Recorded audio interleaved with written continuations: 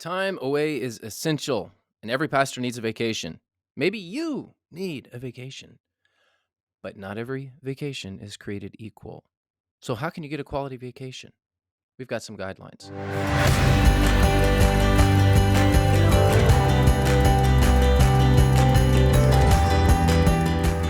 All right, Dad.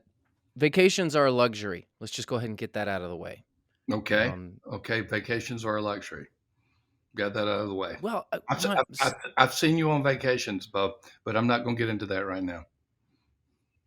I mean, you can tattle on me to the world if you like. You No, do it no, all the it's, time. it's, it's, I'm worse. So what am I going to say? Pot, calling the kettle black. Yeah, yeah, yeah, yeah, yeah, yeah, yeah. Well, So, my point is some bivocational pastors don't get vacations, and that they will use vacation days from their other place of employment to do like funerals and weddings. So, hey, I've got a funeral, I have to take vacation from my other job to do the funeral. So, that's really what I'm getting at. I do think everyone should have a vacation. so Even bivocational pastors, their churches should arrange for them to have vacations. do you have any memory of my vocational pastorates, first two? Oh yeah. Absolutely. In Indiana, I remember Well, I Indiana would remember be the building. oldest one, and then Louisville would be the newer of the two Bivos. I started off Bivo at Louisville. The church grew, and I ended up going full time. Yeah, I remember building snowmen in Indiana Oh, okay. So as a kid. you got some memories there. Yeah, I I remember. remember I remember getting stung by a bee. I don't Uh, I mean, oh, you asked if I have any memories. I remember you probably have no memory of that, but I remember getting stung by a bee. well, part of this is I was bivocational for all of the first pastorate for about half of the second one until the budget grew sufficiently to provide full time compensation. And I don't remember vacations. Our vacations were let's go to Kings Island for a day. That would Yep. be the amusement part. We were I I remember that. It was we 1 year. It was 1 day a year, and it was like the highlight of the year. We got to go to Kings Island, and we got to ride the Beast. yes, got to ride the beast. Yes, never. Largest wood I still think it's the largest wooden roller coaster, But in the my United point is, States. our vacation was a day, and Correct. and that was it. So yeah, there are a lot of Bible pastors. I know that's not the point, but you wanted to at least give that caveat on this that it is a luxury. So continue. I've interrupted you three times according to my count. Go on. I wanna talk about the 10 commandments of a pastor's vacation. We I like them. put this out there in the article in an article form, but I figured we'd also talk about it on the podcast because got a little traction, and I think people, are at a point to where they need a vacation. So what do you do to make it a quality vacation? Well, here we go. 10 commandments of a pastor's vacation. Thou shalt take a vacation every year. That's commandment number Exactly. 1. Exactly. Don't skip your vacations. If you Take think them. if you think that you're hurting your ministry or your job, however you want to classify it, you are actually hurting your ministry or job when you don't take a vacation. You're not refreshing.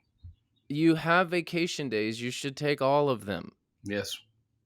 I mean, the and shame on the church that would make somebody feel guilty for using all of their vacation days. Hey, Like, Sam, the audience can't see Amy on here, but just look at Amy and ask her if she takes all of her vacation days each year. I know she doesn't. She does not. They are available to her should she choose to use them. I think Kevin Um, took his and then borrowed some from her. he might have.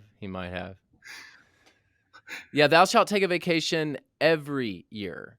Make sure you're getting away. Make sure you're refreshing. Make sure you're taking and using those vacation days. Second commandment, thou shalt get off the field.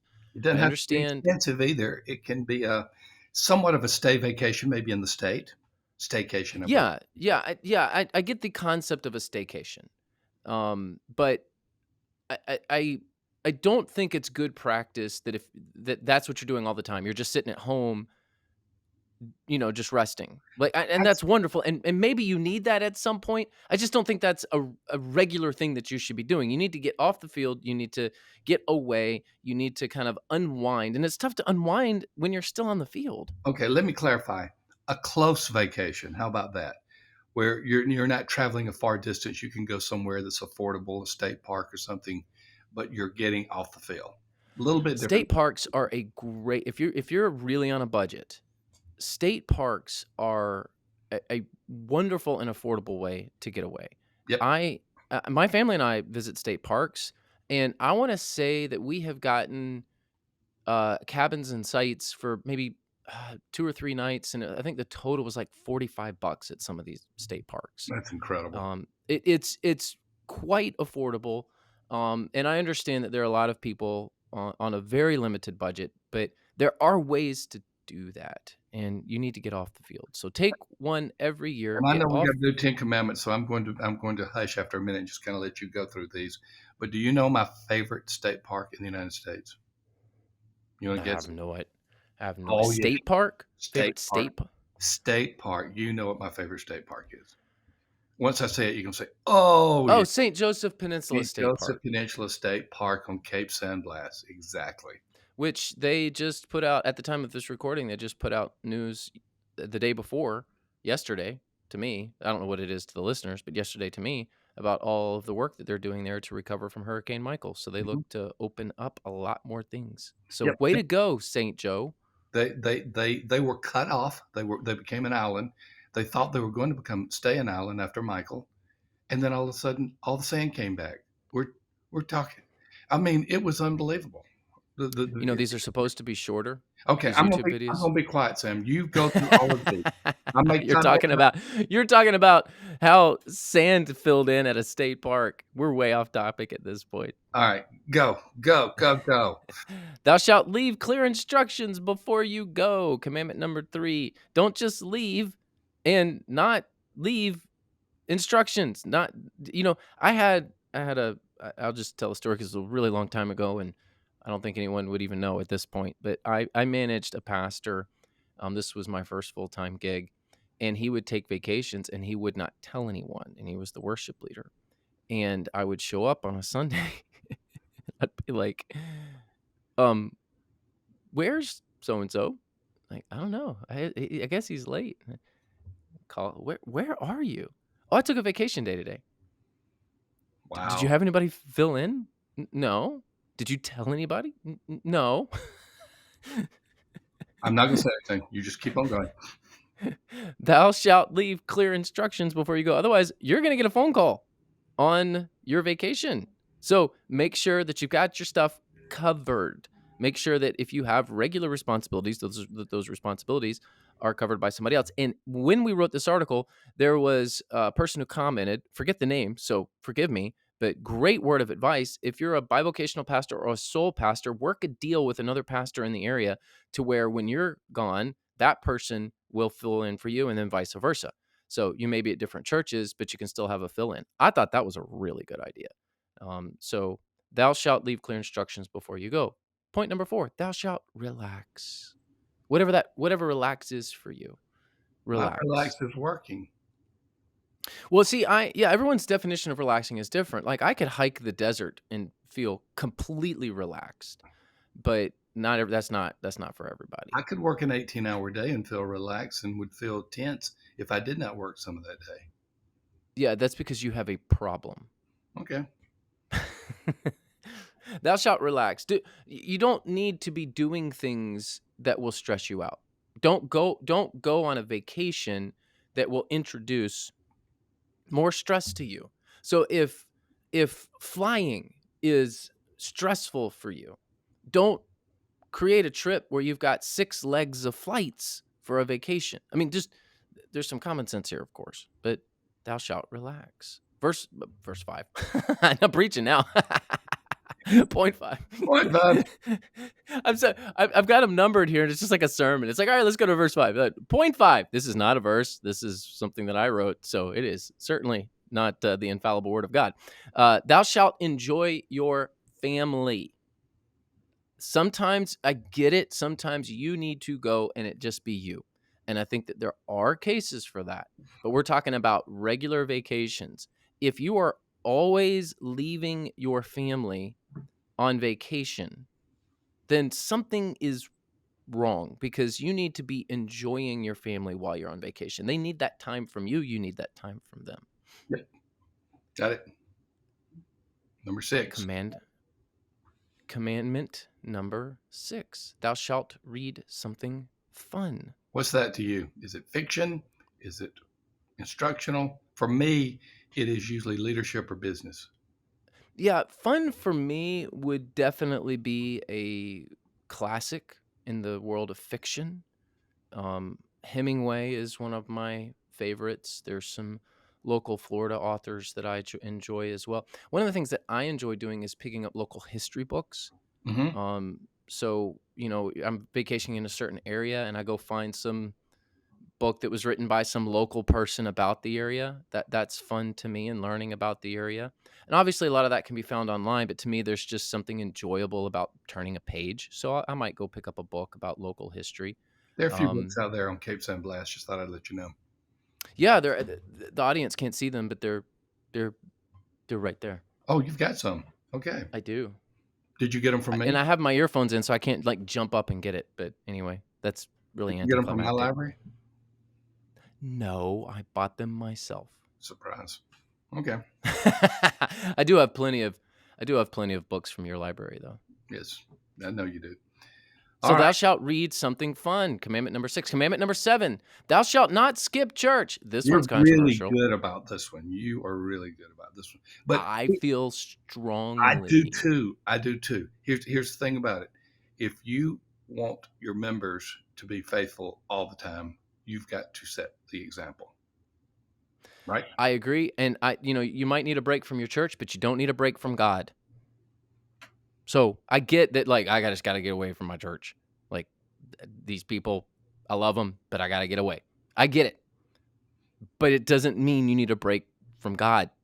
So that kind of leads into Wait, no, no, no, no. commandment. I'm sorry. I said I wasn't going to say any more, but I'm going to say one thing. There are some who would argue that that break can include a digital streaming service with your family and it being a true worship service. I'm not going to ask you to go there. I'm just going to say some would include that. I know I you're I gritting your teeth already. I don't like that, but I get it. Again, I don't want to be a legalist, so I No, got to be very careful. And if that really works for your family, okay. I just got to believe that in-person worship while on vacation with your family is better. Let me just put it that way, is better. And you should be going to church on a Sunday because you should be taking a vacation that requires you to be away from your church on true, a Sunday. true. Um, Okay, so well that let's go to your Pharisaical next one. Yeah, this is if the Pharisees were writing, yeah, I guess I'm guilty as charged. Guilty as charged. Thou shalt not skip devotional time. Commandment number 8. True. So don't skip church. Don't skip your devotional time. You need a break from your work. You need a break from your ministry. You don't need a break from God. In fact, this is a great time to try out a new way of doing devotional time, new way of doing meditation. A vacation is a wonderful time to because you're relaxed to attempt to learn more about God and to experience God in different ways. So I think this is one that people really miss out on. They just kind of they're in a regular rhythm. They do their devotional, but when they go on vacation, that rhythm kind of gets broken as it should. But then they break the rhythm of their devotional time, and I think that there's a really big missed opportunity. You should keep doing your devotional time while you're on vacation. I agree. Commandment number 9: Thou shalt not feel guilty. Of what? Just taking a Being vacation? gone, Oh, not working, okay. being away. Are you talking to Amy? No, Mm, no, I'm not talking. This is not. I would never direct anything at Amy, and our audience can't see her. We can see her facial reactions, but they can't see okay. her. Yeah. Um, I yes, I know that we have to chastise our team sometimes because they might be working while they're on We, vacation. I mean, we've got the kind of team that we have to chastise them for doing too much. I know it's wonderful. It is absolutely wonderful, but I'll stick by these 10 commandments. We They haven't don't just apply to pastors, by the way. These would be we great haven't always things. had team members like that, but we sure got them now. We have a wonderful team. Yeah. So thou shalt not feel guilty.